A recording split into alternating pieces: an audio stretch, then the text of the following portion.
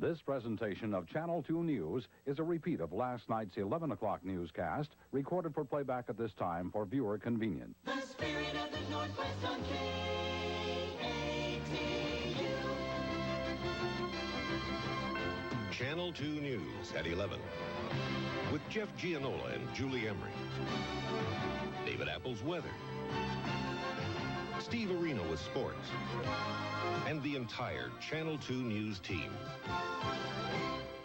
Good evening. The beating death of an 8-year-old girl in Clackamas County has uncovered a camp of 53 children. The camp is at the site of the former Ecclesia Athletic Association, which was founded by the murdered girl's father, Eldridge Broussard. 4 people were taken into custody today. One man, Willie Chambers of Los Angeles, is charged with murdering Dana Loria Broussard. 3 others, also from Los Angeles, are accused of hindering prosecution. The fatal beating occurred last night at a home in unincorporated Clackamas County. Tonight, the story focuses on the 53 children who the state believes have been in danger at that home. Now officials are trying to find a place for them. And reporter Bob High has just returned from the camp in Sandy where the children were found. And Bob, how are they being taken care of tonight? Well, Jeff and Julie, those children will spend the weekend at least in state custody. Authorities are taking that time to interview them after discovering evidence the children may have been physically abused. The children, 3 months to 16 years old, were loaded on a bus tonight, bound for the state-run McLaren and Hillcrest youth homes. Authorities don't know how long the children have been living in the 7-room house, but say many apparently had to sleep on the floor at night. Children's Services Division took the youngsters into custody tonight after investigators discovered what they say may be evidence of abuse. They found what appeared to be some old scars on these children's bodies. It appeared that they had been physically abused, at least some of them had been.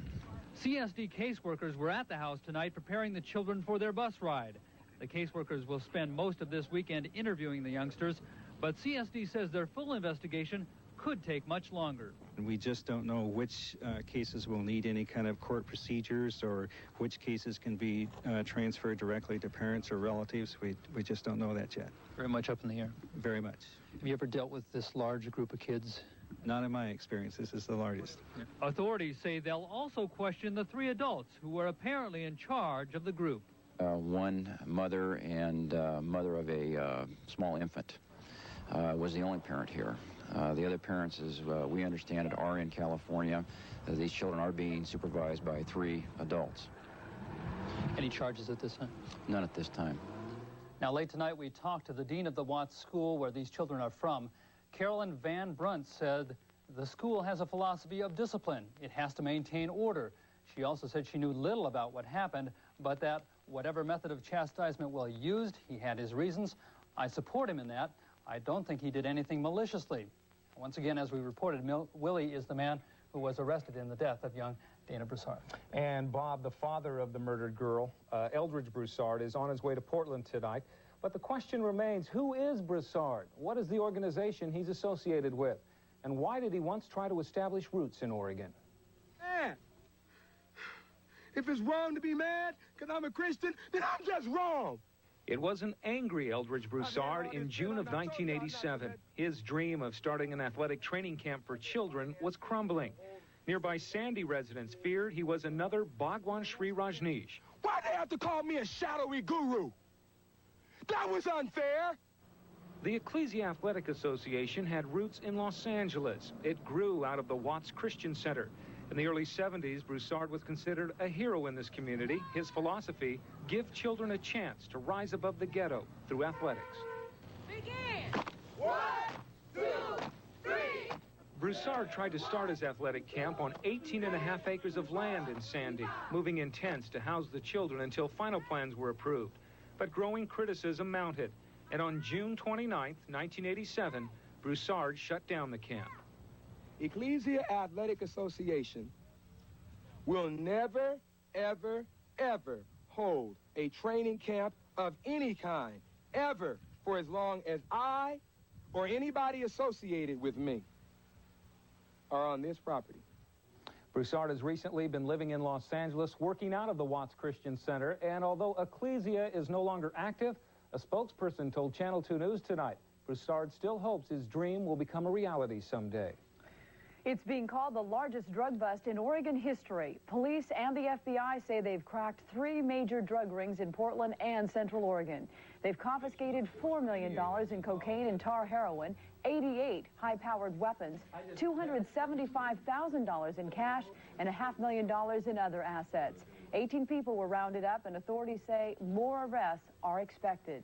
Portland's gang problem could be a thing of the past in just a couple of years. That's the encouraging word tonight from Ed Turley, who's in town to speak at a meeting this weekend on youth gangs. He says with the help of community organizations and increased police enforcement at local, state, and federal levels, Portland could see a definite impact on gangs within 2 or 3 years. We have similar task force and are taking the same approaches in L.A. It was kind of too little, not too late, but too little to, I think, control the situation at the level it was at. With the population that they have here and the number of gangs and gang members, I think it would be very soon before you'd see an end to gang violence and gangs here in the city. However, Sharon McCormick of Portland's Youth Gang Task Force says Turley's being a little too optimistic in his expectations. A Lebanon, Oregon man says he's not abusing animals, and he asked reporters to visit his farm today where he raises dogs and cats for research. James Hickey's S&H Supply Company has been shut down for 21 days because the government charges he was failing to care for the animals properly. Hickey calls it harassment that's politically motivated. We've done nothing wrong here. We have kept exactly to records and exactly to standards and exactly to the regulations that we're licensed underneath by the federal government. And I am not about to desert the people that depend upon me for animals, for needed, exceptionally valuable research.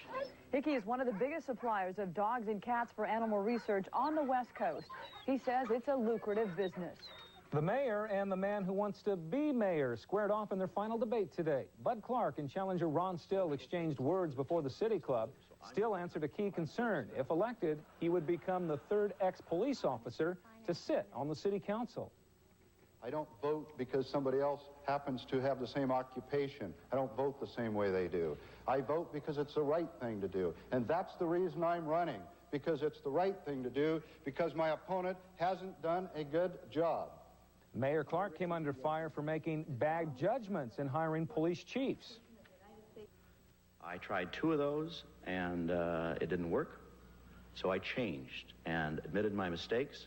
And now I have a 3rd where I use only my own judgment, and it's working out very well. There was no clear winner in this final debate. However, the latest Channel 2 News poll shows Clark's lead widening. Still trails Clark by almost 26 points. The race for Oregon's 5th congressional district seat could be a very close one. A new poll conducted by Democratic challenger Mike Kopetsky shows Kopetsky trailing Republican incumbent Denny Smith by just 1 percentage point. Kopetsky says the new poll shows people are recognizing his name and learning more about his positions. Smith doesn't think he and Kopetsky are that close, but he says he's taking a wait-and-see attitude. The race for the Senate in Washington state is just as close. Democrat Mike Lowry is running neck and neck with Republican Slade Gorton. A poll conducted by our sister station, KOMO, in Seattle, shows Gorton with 43% of the vote. Lowry is right behind him with 42%. Gorton says he feels good about the results, but Lowry is probably feeling even better since polls earlier in the campaign showed him 20 points behind. If you're supposed to get a homeowner or renter refund, the checks are almost in the mail. The Oregon Department of Revenue says it will send out more than 260,000 checks next week. The average refund, $107. Now, that's up $2 from